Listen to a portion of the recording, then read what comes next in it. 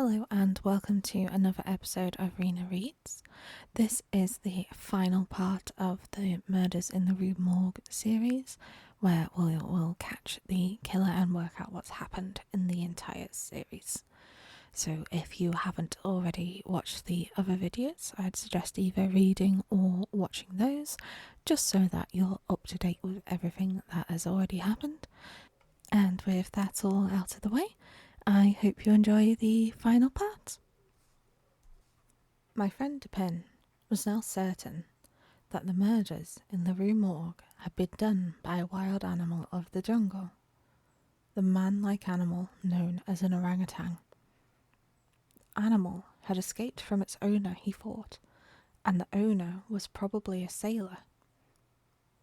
He had put a notice in the newspaper that the man who owned the orangutan could have it again if he came to our house to get it. Now, as the owner came to our door, we were both wondering if that man would, as Dupin guessed, be a sailor. Yes, the man who entered was indeed a sailor. He was a large man and strong. He carried a big, heavy piece of wood, but no gun. He said to us in French, "Good evening." "Sit down, my friend. I suppose you have come to ask us about the orangutan. A very fine animal. I have no doubt that it is a very valuable animal. How old do you think it may be?" "I have no way of guessing how old it is, but it can't be more than 4 or 5 years old. Have you got it here?" No, we have no place for it here. You can get it in the morning. Of course, you can prove it is yours?" Yes, I can. I wish I could keep it. I would like to have it. Of course, I will pay you for finding and keeping the animal. Anything within reason." "Well, that is very fair indeed. Let me think. What shall I ask for? I know. Let this be my pay.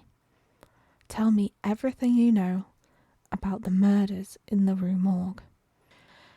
As quietly as he had spoken, Dupin walked to the door, locked it, and put the key in his coat.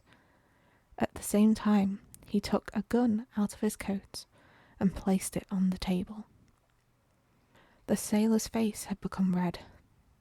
He jumped to his feet and reached for a stick of wood, but in the next moment he fell back into his chair trembling.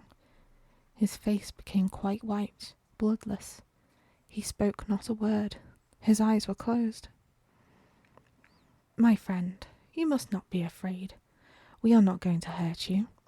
I know very well that you yourself are not the killer, but it is true that you know something about him, or about it. From what I have already said, you must know that I have ways of learning about the matter, ways you could never have dreamed of. Now, I know that you yourself have done nothing wrong. You didn't even take any of the money. You have no reason to be afraid to talk and tell the truth. It is a matter of honour for you to tell all you know, and you know who the killer is. So help me God, I'll tell you all I know about this, all I know, but I don't expect you to believe one half of what I say, not one half. Still, I didn't kill anyone, and I'll tell the whole story if I die for it. It was that animal, the orangutan. About a year ago our ship sailed to the Far East, to the island of Borneo. I had never before seen Borneo. The forest, the jungle, was thick with trees and other plants, and hot and wet and dark. But we went, a friend and I, we went to that forest, for pleasure. There we saw this orangutan, a big animal. But we were two, and we caught it. We took it with us on the ship. Soon, however, my friend died, and the animal was mine, but it was very strong and caused a lot of trouble. In the end, I brought it back to Paris with me. I kept it in my house, in my own house, carefully locked up, so the neighbours could not know about it. The animal had cut one foot badly while on the ship. I thought that as soon as it got well, I would sell it. I was certain it was of great value, and it was so much trouble to keep. I wanted to sell it soon. The night of the murders, very late, I came home and found the animal in my bedroom. It got free.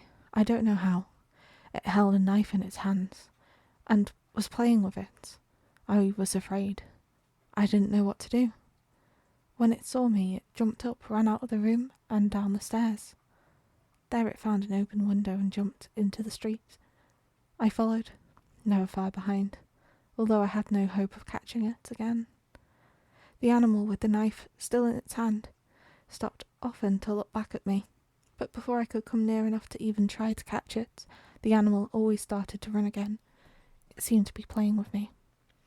It was nearly morning, but the streets were still dark and quiet. We passed the back of a house in the Rue Morgue. The animal looked up and saw a light in the open window of a room high above. It was the only lighted window in sight.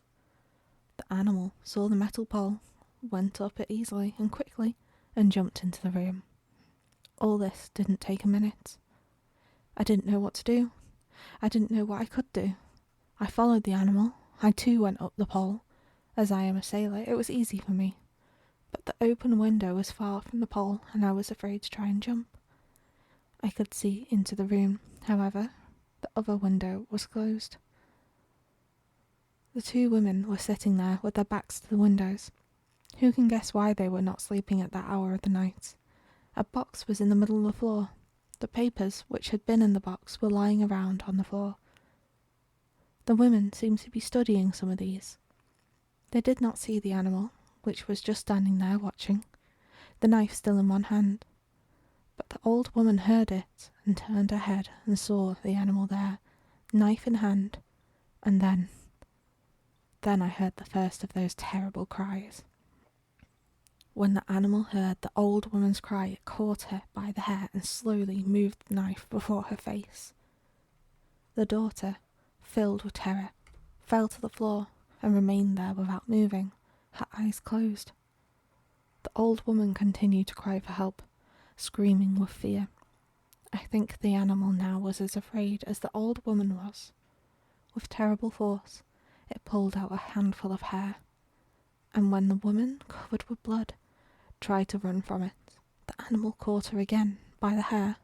With one move of its arm, it nearly cut her head from her body. Throwing down the body, the animal turned and saw that the daughter was moving, watching it with horror. With fire in its eyes, it rushed to the girl, put its powerful fingers around her neck, and pressed them firmly there until she died. When the girl stopped moving, the animal dropped her body to the floor and looked up. It saw my face in the window. It began to run around the room quickly, without purpose. It jumped up and down, breaking the chairs, pulling the bed to pieces. Suddenly it stopped and took the body of the daughter and, as if to hide it with terrible strength, put the body up above the fireplace where it was found. It threw the old woman out the window.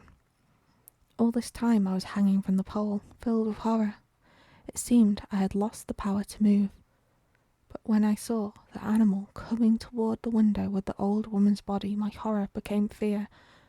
I went quickly down. I almost fell on the pole, and I ran. I didn't look back. I ran. Oh my God, oh my God. The chief of the police was not happy that the answer to the mystery of the killings had been found by someone who was not a police officer. He said that people should keep to their own business. Let him talk, said Dupin. Let him talk, he'll feel better for it, and he's a good fellow. But he makes things less simple than they really are. Still, people call him skillful and even wise. I think they say this because of the way he explains carefully, fully, something which is not here or there or anywhere, and says not possible about something which is there before his eyes. So that was the last episode of the Murders in the Rue Morgue. Thank you for staying all the way through. I hope you enjoyed this series. If you do want anything similar, like Sherlock Holmes or the further story of Dupin, just let me know and I'll get on that next time. Bye.